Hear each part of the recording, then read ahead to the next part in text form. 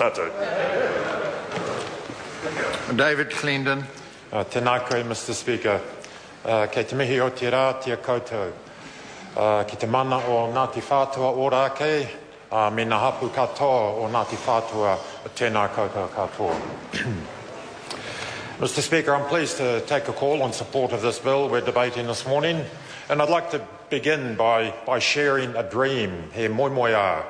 It's not my dream, not my vision, but one that certainly does resonate with me. And I'm sure it'll resonate with many people in this House and indeed outside of this House. He moimoia. In the year 2030, 5,000 descendants of Tupiriri live on the Papakainga and contribute to tribal life, hosting manuhiri, participating in political debate and going to tangi, birthdays, weddings, attending puna, kura and wānanga, working the whenua or taking tourists out fishing, for fishing in Wakaama on the Waitemata. The Papakainga is self-sufficient. We sell electricity back to the national grid. We collect and use rainwater. We produce very little waste as the resource recovery depot allows whānau to trade their compost for worms for their own gardens. Many whānau have built their own whare while others are happy to rent off the tribe. Most of our whenua has regenerated ngāhere on the reserve land and in between buildings. The birdsong is now louder than the traffic on Tamaki Drive. Our elders hold regular wānanga for the up-and-coming kai kōrero and leaders. They go en masse to tangi, an important hui in Kaipara, Tauranga, Waikato, Rarotonga, Tahiti and Hawaii to represent the hapu and maintain our economic and spiritual ties. Many whānau are employed by tribal and whānau businesses. On the Papakainga, they work in the nursery, the whare tukutuku, the Arts and Crafts and Taonga Centre, the cafes and restaurants, the Ecological Research and Learning Centre, all looking out over the Waitemata. So this vision, this dream is expressed in the strategic plan of Ngati Whatua Orakei, their document planning ahead to 2020 and beyond. And I think it's a testament to the determination and indeed the courage of the hapu who have come back virtually from the brink over the last few decades. And it's an inspiring and it's an empowering dream and a vision. And I do commend it to people to read through, to get a sense, not only, it's not an idle dream, it's a dream that as we speak is being built on the ground. And the land, of course, on which it is being built predominantly is whenua rangatira. The land that a dystopian dream of the mid-1970s would have seen carved up, subdivided, buried under expensive houses for the elite of the Auckland suburbs. And instead, of course, you have this extraordinary asset, both for Ngati Whatua and indeed for all of Auckland. It will be retained, that will build and will become a central hub. It'll become one of the hearts of Auckland, one of the centres of it. Had that dystopian dream of the 70s gone ahead, it would effectively have completed the alienation of the land that was held by Ngati Whatua historically. It would effectively have been the last, removed the last toehold that Ngati Whatua retained of a process of alienation that began in the 1850s and continued right through to the middle of the 20th century. As I said, the fulfilment of that dream is underway as we speak. I'm one of many here, I'm sure, who's had the privilege of going into the marae at Orakei, of participating in the planting days on the whenua there. It is coming back in both.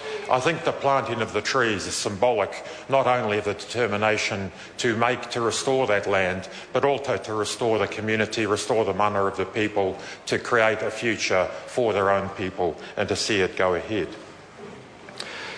My colleague Catherine Delahunty earlier in the day mentioned the importance of naming, and I note with pleasure that this bill does include reference to giving Ngati Whatua rights to naming some of the places within the settlement.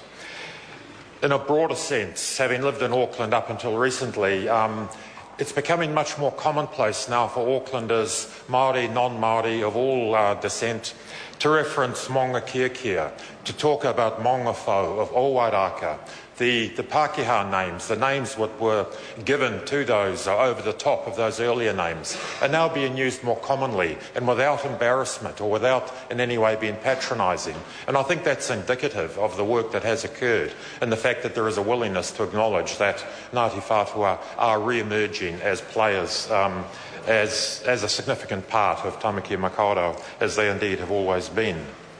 So as ever, this settlement has not been without its tensions and its disputes, and as a former Devonport resident and a person who to this day has a great deal of regard for that suburb, that area, I acknowledge the concerns, in many cases the heartfelt concerns of the residents of Devonport, who were significantly concerned and disturbed by that small 3.2 hectares of land at Narrow Neck, which this bill allows Ngāti Whatua to purchase, not to be gifted to them. It gives them the option to purchase as part of the commercial redress within this. And I support that entirely. When the issue broke, when it became apparent that there was an issue there, it was slightly disturbing, because I know that we had Green Party members and supporters on both sides of that argument. And at the time I recall contacting the people, the leadership of our Green branch on the North Shore, and asking what was their view on that dispute.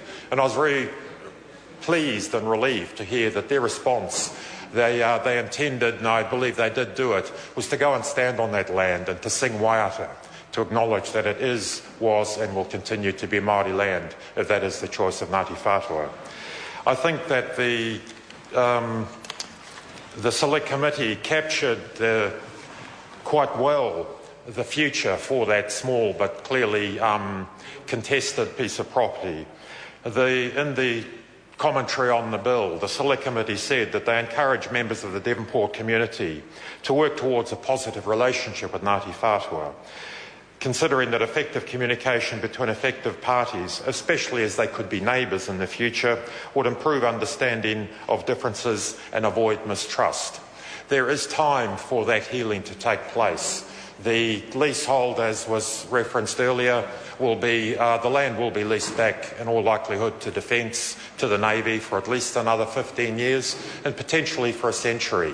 There is time. Nothing dramatic is going to happen on that land. Access will not be denied. It is a beautiful place. I used to take students to that area routinely to look at the fort, the remnants of Fort Takapuna, to talk about the modern history, where indeed that whole area at one point was again in danger of being privatised and sold off for housing, and the fact that it is a reserve and that will continue to be open space for the foreseeable future is a good thing. And I do hope that people of goodwill will undertake that admittedly difficult work of restoring trust and communication, so that there needn't be any bitterness about that.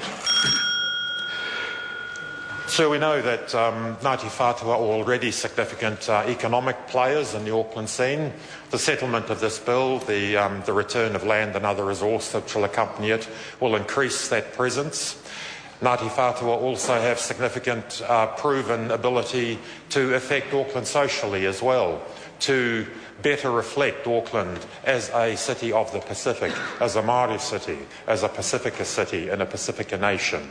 We look forward with pleasure to seeing this bill proceed swiftly through the House, and we'll continue to support it. Kia ora. The Honourable Tau Henare. Mr. Speaker.